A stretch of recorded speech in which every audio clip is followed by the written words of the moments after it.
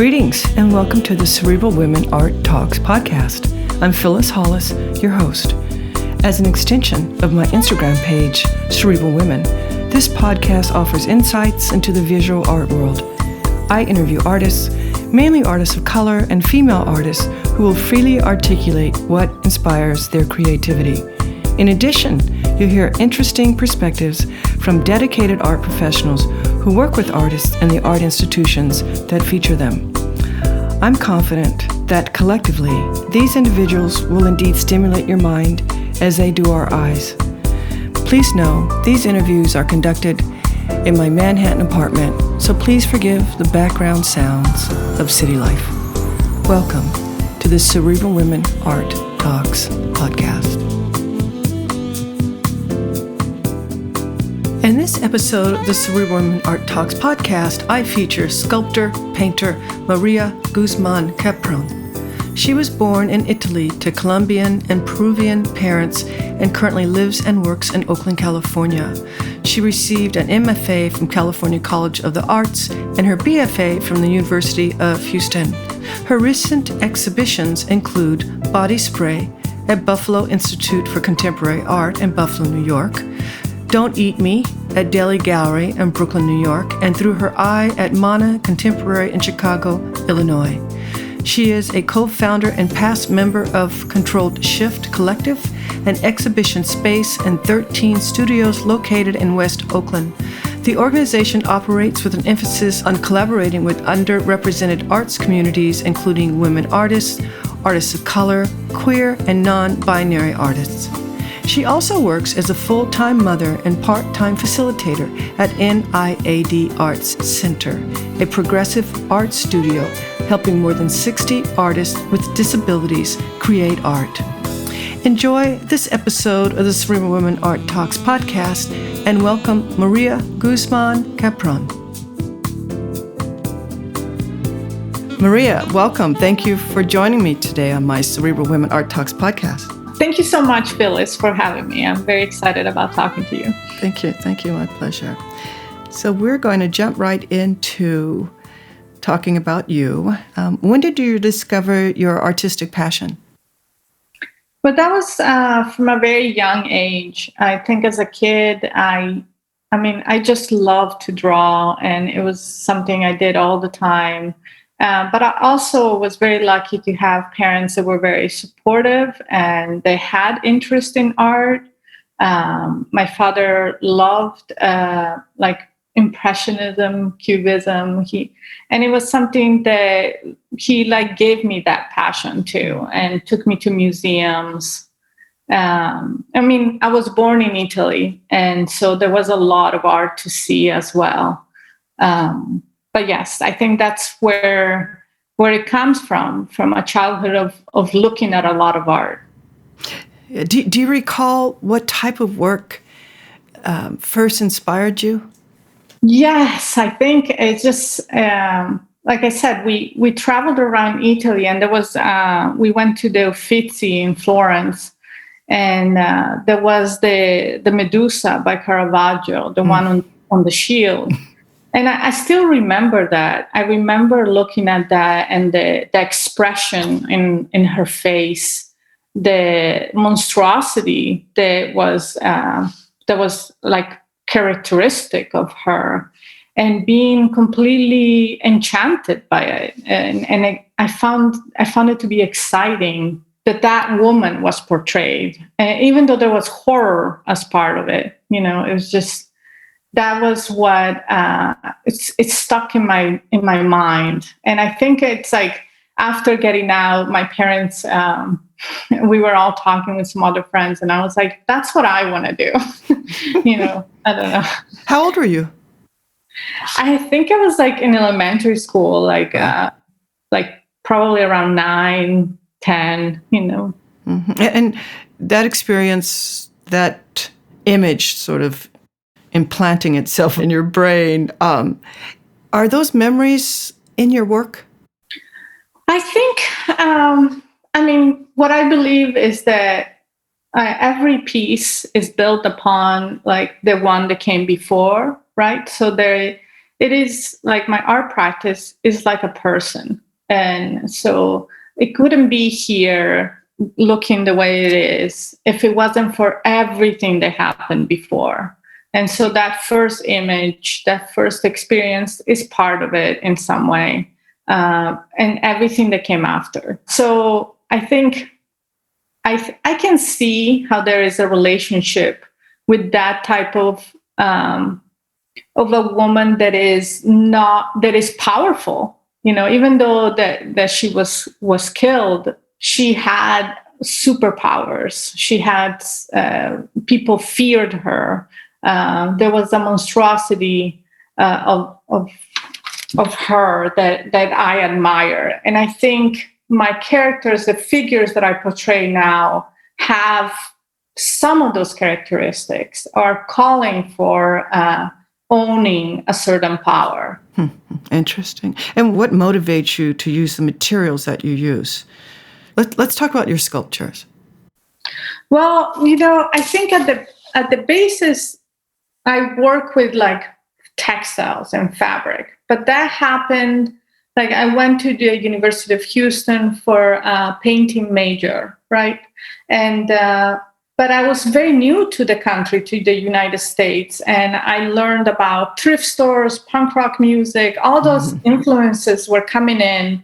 But specifically going to thrift stores and seeing the variety of domestic kind of objects like tablecloths, curtains, but all from different times mixed in together. So different patterns, different color palettes.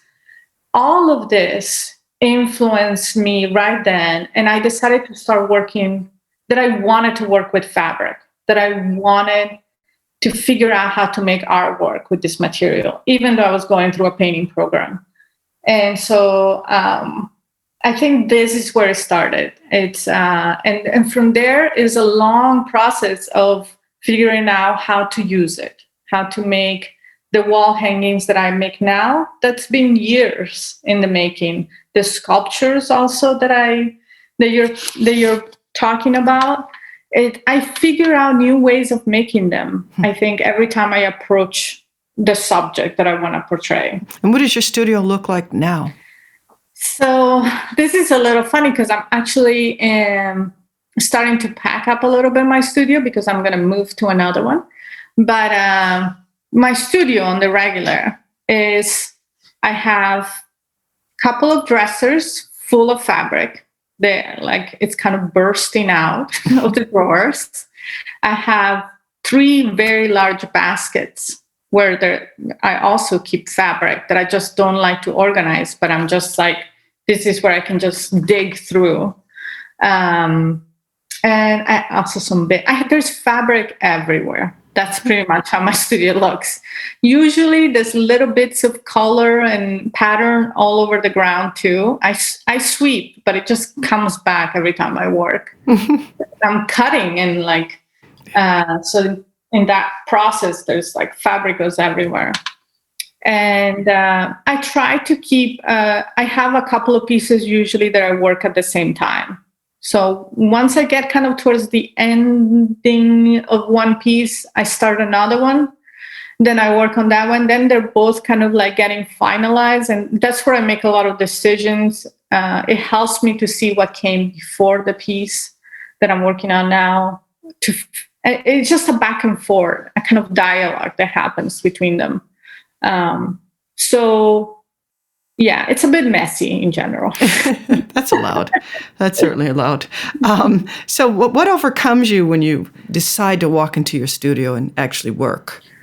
So for me, it's very important to kind of, I feel like there's so much coming all around us, like the context of our lives is so busy, convoluted.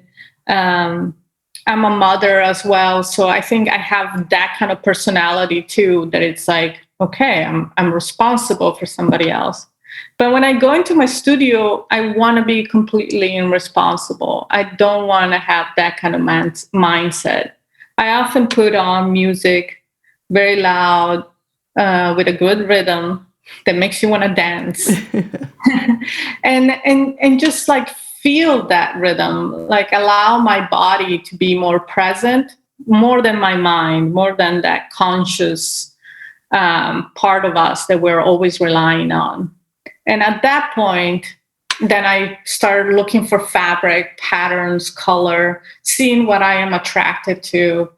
And really it's almost like playing. It's almost like having, letting go of like all the worries and having a moment of just, that feels very intuitive in some way. That feels fun and exciting. That is very important, that the work feels, when I'm making work, that it feels good. Mm-hmm. So I was looking at your website is great. The work titled Chiquita Falls. Oh, yes. So that is, educate me here, is that an installation? What do you call that? It was part of an exhibition with 100% gallery, and it was a group exhibition. And I made that piece. It was, the chair is kind of this sculptural element on its own. It always has been. There are so many artists that have worked with the symbol, with the utility of the chair. It has a structure, but this is a found chair that I saw on the street. And I loved it because it reminded me of kind of like the 90s decor that my parents had growing up in their apartment, in our apartment. And so I liked that aspect, the aesthetic of it. And then I wanted to kind of embellish it even more. So I sewn and stitched this figure on it. And then played with the idea, like the frame has kind of like these lines coming down. So there's a certain pull, like that, like a design element that gives it kind of like a falling, well, to me, a falling flow. And so then I sewed, the figure is femme, and it has her legs open. And so then there is threads coming down the middle. I love the idea that it was in some way intimate, but she's not coy. She's not. She's in power. I get the impression that a lot of the female figures are playful, a little naughty. Oh yeah, definitely naughty. There's a play with eroticism, and I feel like it's part of the materials that I'm using. Fabric has such a closeness to our bodies. We wear it all every day, and in some way it can be a stand-in for it, for skin, for contact, and all of that is asking for you to think about those things, to think about touch and pleasure. Wow. Huh. And what type of pleasure do you find in creating this work? I don't know where I would be without it. But it really is, I think, a way. I don't know, life is so complicated, but it's been such a constant for me, a way of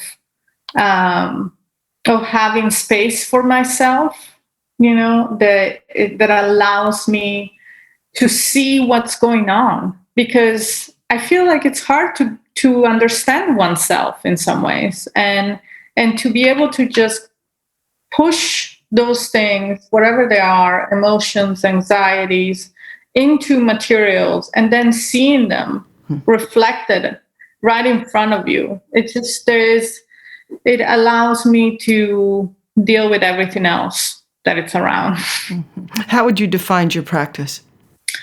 I would say it's full of joy. It's experimental, based on invention and play, and it speaks of a fluid identity of because of my background as being South American, kid of immigrant parents. And I think it has been a way of creating home. Wow, that's wow, profound. And what do you enjoy most about being an artist? It's I think it's just fun, and it brings me a lot of joy, and I see it. I don't know. I don't even. I think it's always been a part of me, and it's such an ingrained part that I can't see myself without it in a lot of ways. And how has COVID impacted you and your practice? So this has been a very weird year. I feel like for all of us, and painful, and I think in ways that we don't even realize right now still the extent of the consequences. But for me particularly, it's been a lot of looking inward as well, and the confinement of being at home. Even though I am a fan of the domestic space, there are feelings that come up of being restricted, but also I have found even a deeper closeness within my small family, because we're always hanging out together. Like we've created so many different ways of entertaining ourselves, from drawing nights to karaoke nights. I think it's just really the three of us, my husband and daughter and I, are just like become this like team. But then I think it was also, I worked from home, part of it. So I was away from my studio because I wasn't really, at the beginning specifically, wasn't sure that I could go to studio safely. And so I worked on a lot of drawings because they're easier to work at home, and small sculptures. And then when I went back to studio, I feel like there was a real like explosion of like wanting to make work that is large, that is bold, that brought a lot of those drawing line qualities within the textile work as well. So for the exhibition that I did, that opened in November at Part 2, it was called Snail Shell, and it was a duo exhibition with Rachel Hayden. It really, I think you can see that a lot in the work, that there is the color is intense. There are pieces that are very happy and almost like they're a portrayal of dance. But then there are pieces that also, I think, really capture my anxiety. And the name of the show, Snail Shell, was also trying to talk about or describing the idea of bringing your home with you at all times, like a snail would do. Wow, that one I'd have to think about. Well, yeah. I mean, just looking at your work, it's so upbeat. It's fun. It actually says a lot about you. Do you feel people understand your work, or do you think about people while you're creating? So when I'm making it, it's like it's more of it's an intimate moment between what I'm doing within myself and the materials that I'm using. But I do think about, like, there are the characters and figures that come up, that show up, that emerge from the materials are flirtatious, right? They're posing, they're looking at somebody. So they are thinking about being, who's going to look at them, who's going to see them. And so there is that participation, right, that is expected. But in terms of like also who is looking at them, I'm hoping that they're seen as a possibility, an opening, a new way of being that is available, right? That we can imagine ourselves extending in ways that we could never, that maybe we can be many people all at once, that we embrace change, like changing constantly. not just like looking at it as a growing to be finally something that we need to be, but as getting rid of that expectation that we can just keep on changing at all times. And I'm hoping that they're like there for other maybe young brown girls out there that are looking to see other artists like them that they're going to become like. I don't know. That's as somebody that grew up, they were trying to be an artist. It was hard many times. There were a lot of people that have said to me, there is no room for artwork like the one that you want to make, and so I'm hoping to be like, well, there is room, and we're making a lot of room. Exactly. So comment on your works on paper. Is that watercolor? And it's mainly headshots. I guess there are a couple of bodies here, but what inspired you to create this body of work?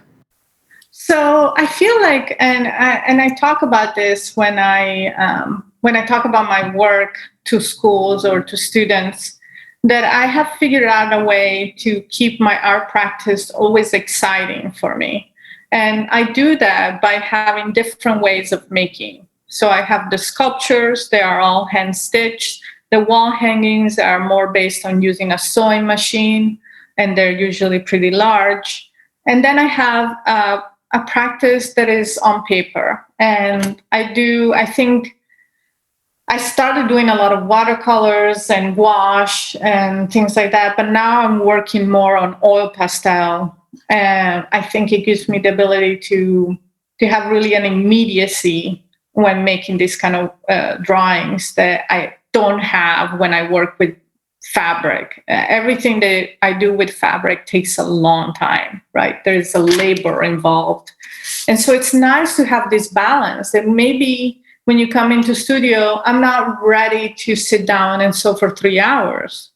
So then I go and make a 20-minute drawing. I get this feeling and emotion out, and then I'm ready. Then I'm ready to sew for 3 hours. I love it.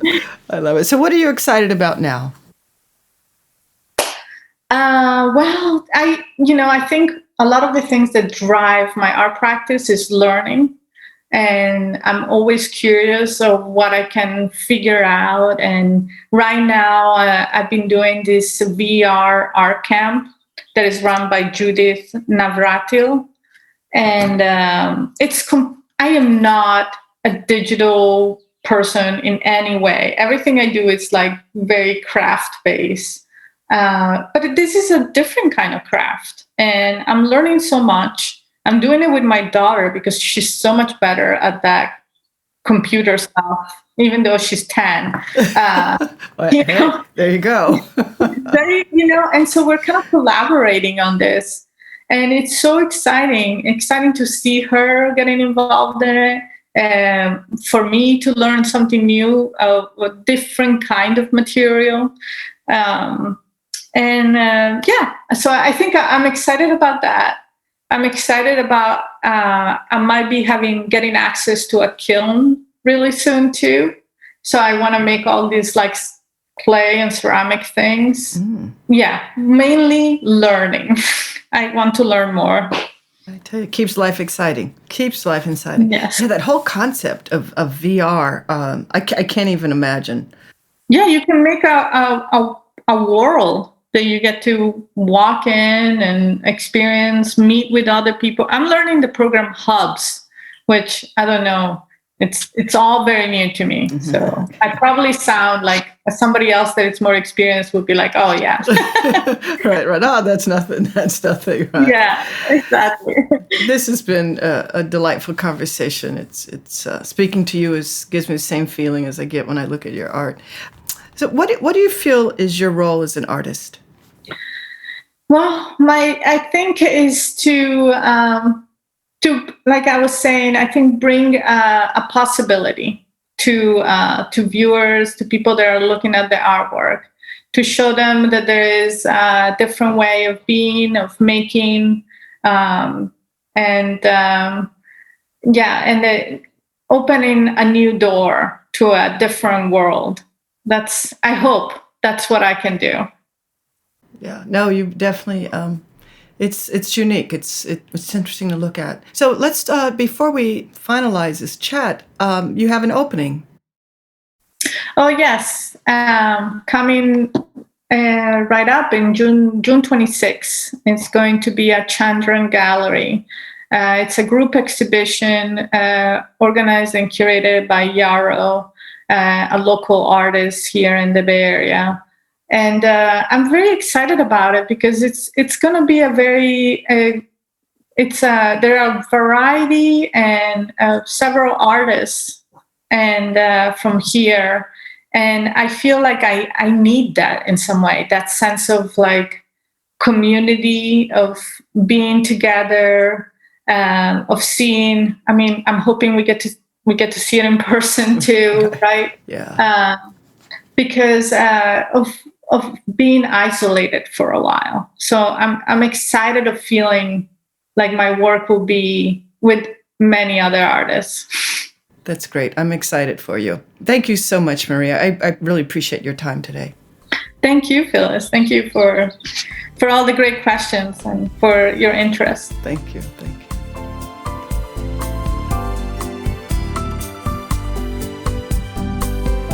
Thank you for listening to Cerebral Women Art Talks podcast. For additional content, please visit cerebralwomen.com and be sure to follow Cerebral Women on Instagram.